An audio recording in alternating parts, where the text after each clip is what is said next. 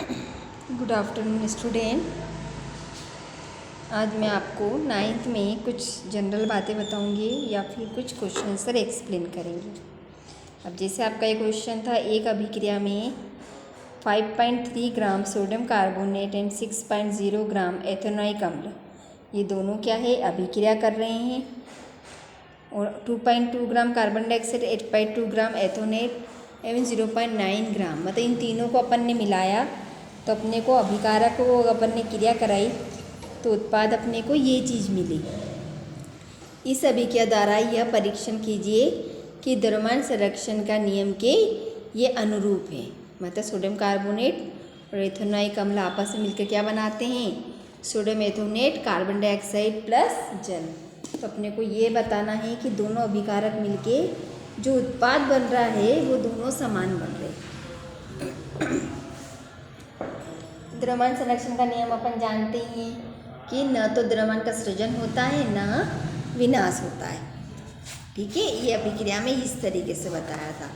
अब अपन इसको इस तरीके से सॉल्व करेंगे। अभिकारकों का कुल द्रव्यमान, सबसे पहले अपन किसका लिखेंगे, जो भी अभिकारक मिले हैं उनको अपन टोटल कर देंगे। क्या अभिकारक है, 5.3 और 6.0। ये है सोडियम कार्बोनेट और वो है एथेनोइक अम्ल।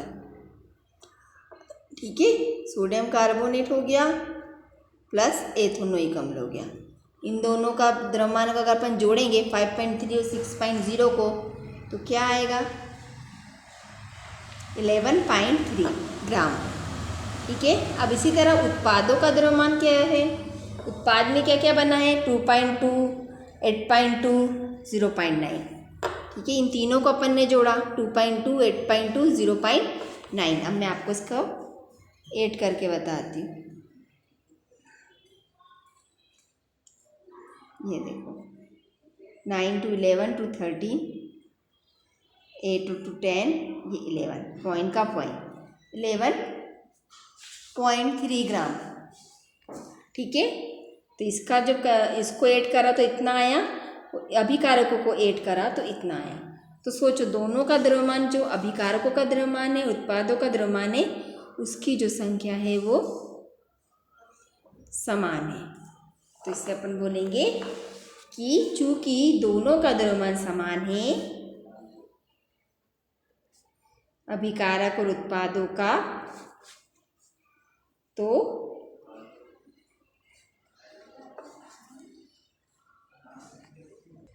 चूंकि दोनों का द्रव्यमान समान है 11.3, तो अतः चूंकि अभिक्रिया उत्पादों का द्रव्यमान समान है, अतः यह द्रव्यमान संरक्षण के नियम के अनुरूप है। एक लाइन लिख लेना।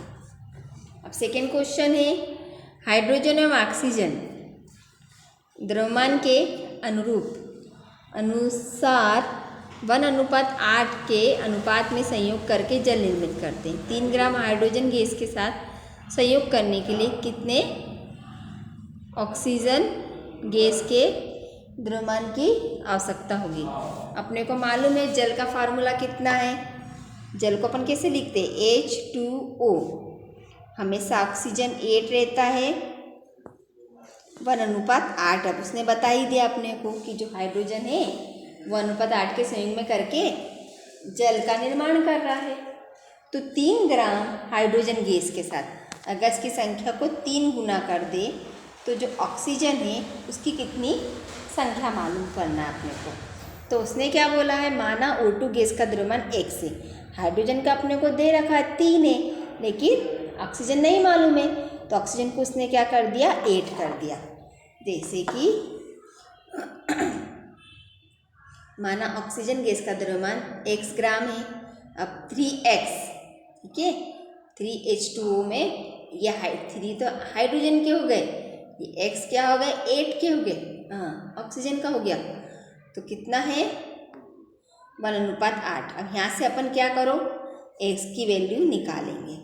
x = ये 3 जो है ये मल्टीप्लाई में है, ये 3 को अपन किधर ले जाएंगे, इधर ले जाएंगे। ठीक है, जिससे अपन करते ना 3x 1:8, मतलब 1:8।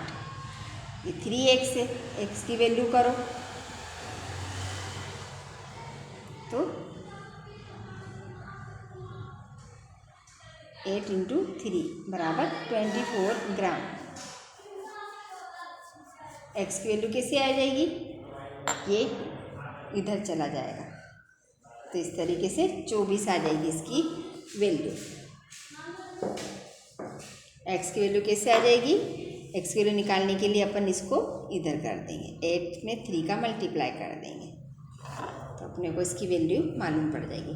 कितने ग्राम आएगा, 24 ग्राम आएगा। इसी तरह अगर आपको बोल दे 4 ग्राम की वैल्यू निकालनी है तो यहाँ पे 4 का मल्टीप्लाई कर देना। 5 की वैल्यू निकालनी है तो आप 5 का मल्टीप्लाई कर देंगे। ठीक है, अब कुछ और चीज़ें देख लेते हैं। ये पेज नंबर 38 पर है। ये क्या है, सबसे पहले आपको तत्व मालूम होना चाहिए और इसके प्रतीक मालूम होना चाहिए। एल्यूमिनियम है तो इसका सिंबल या प्रतीक क्या है, Al है। हमेशा आगे वाला जो लेटर है बड़ा लिखना है, कैपिटल, दूसरे वाले को स्मॉल लिखना है, दोनों कैपिटल नहीं आएंगे। ऑर्गन में Ar, बेरियम में Ba, बोरान में B। तो ये जैसे हैं या पूरा इसको लिखने के बदले अपन क्या लिखते हैं, इसके प्रतीक। तो आपको कम से कम इतने प्रतीक तो याद होने ही चाहिए।